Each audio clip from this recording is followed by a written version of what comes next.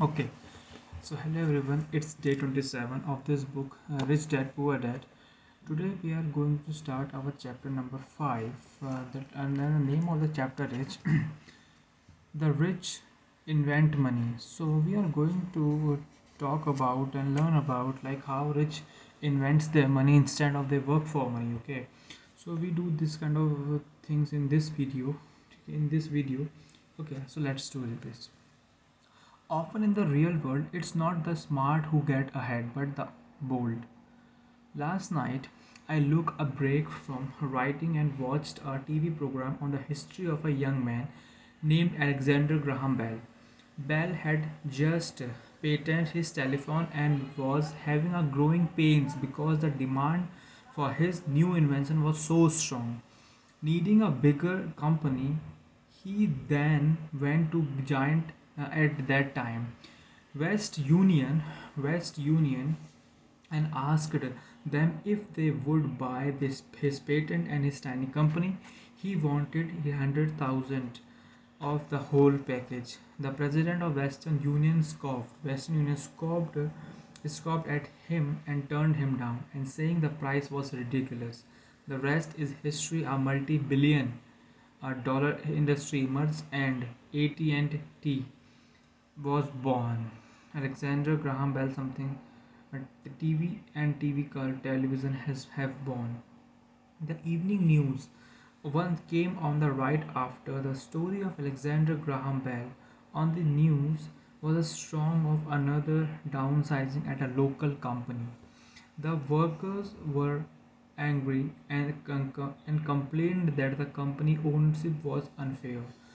A terminated manager of about 45 years of age and had his wife and two babies at the plant and was beginning the guards to let him talk to the owner to ask if they would reconsider him termination.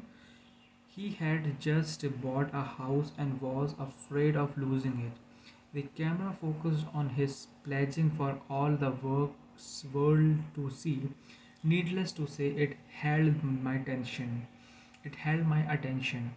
I have been teaching professionally since 1984. It has been a great experience and rewarding one. It is also a disturbing profession, and for I have taught the thousands of individuals, and I see one thing in common in all of us, myself included. We all have tremendous potential and we all are blessed with gifts. Yet, the one thing that holds all of us back is one degree of self doubt. It's not so much the lack of technical information that hold us back, but the lack of self confidence. So yeah, in this there's a very best thing. It says that it's not the technical knowledge we hold back, keep us hold back, but our lack of self confidence. But our lack of self confidence that keep us holds back.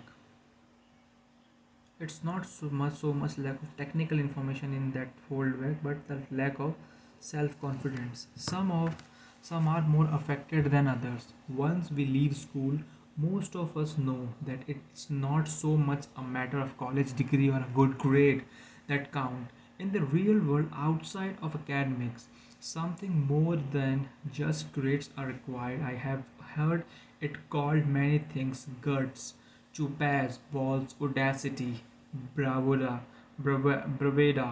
cunning and daring, tenacity and brilliance. This factor, whatever it is labeled, ultimately decides one's future much more than school grades do.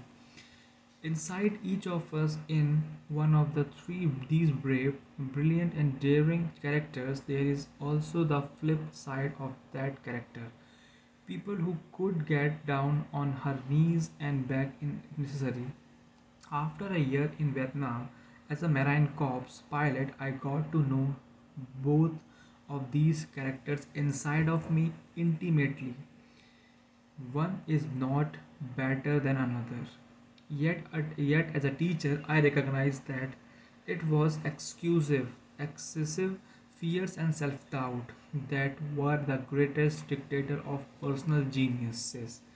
It broke my heart to see students know the answers yet lack of courage to act on the answer.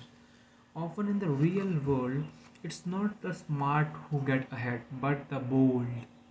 It's not the smart who get ahead, but the bold. ठीक है, but the bold. It's my personal experience. Your financial genius requires both technical knowledge as well as courage. If fear is so strong, too strong, the genius is suppressed. If fear is too strong, the genius is suppressed. In my classes, I strongly urge students to learn to take risks, to be bold and let their genius convert that fear into power and brilliance. It works for some and just terrifies other. I have come to realize that for most people, when it comes to the subject of money, they would rather play it safe. I have had a few questions as why take risks? Why should I bother developing my financial intelligence? Why should I become financially literate? And I answer just to have more options. If we are going to take risks and if we succeed on that risk, so we have better options on it. And why we develop financial IQ? Because that's why then we create our better options and more options to us. If we are not financially independent, so we are not open more options to us. That's the thing we all have to know. Then that's the thing we all have to take care about it.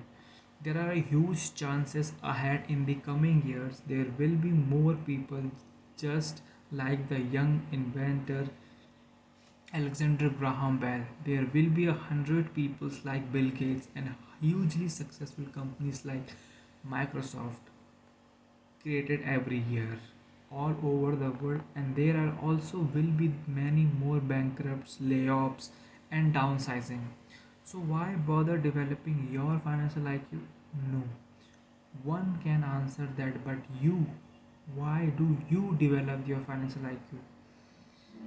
I do it because it is most exciting time to be alive.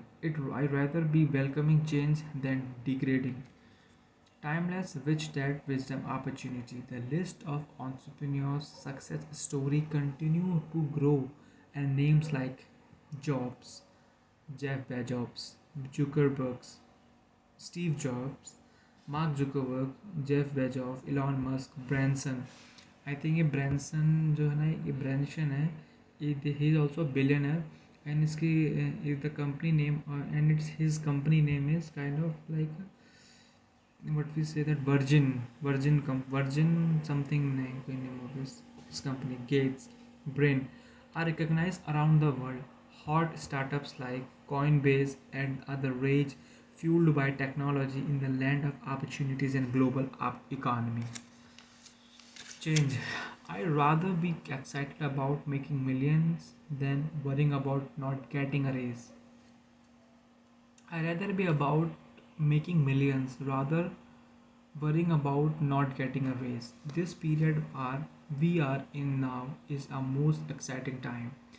Unprecedented in our world's history. Generations from now, people will look back at his period of time, remark at what an exciting era it must have been. It was the death of the old and birth of the new. It was a full turmoil and it was exciting. That was fun.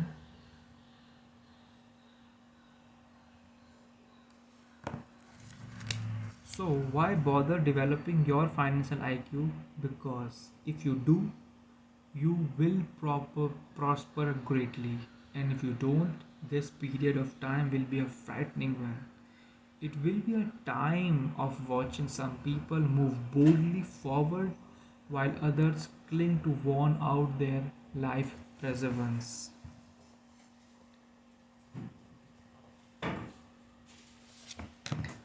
Land was wealth 3 years from a year ago. So the person who owned the land owned the wealth.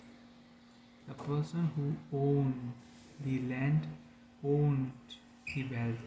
Later, wealth was a factory and production. America rose to dominance. The industrialists owned the wealth. Today, wealth is in information, and the person who has the most timely information owns the wealth. The problem is that information flies through the world at the speed of light.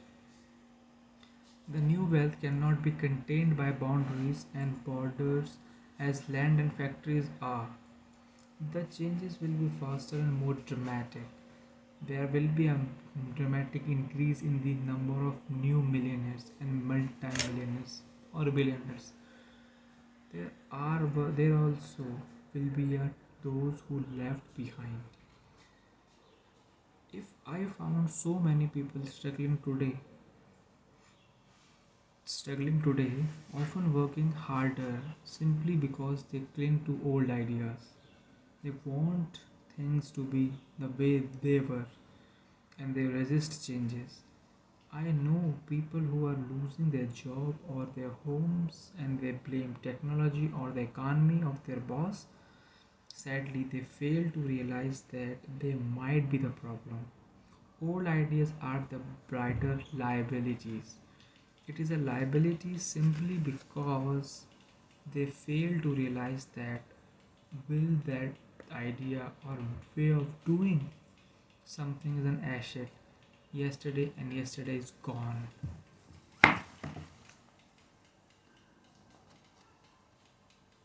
So that's it for today. Mm, that's it for today. And day 27, the consistency is done. I'll see you.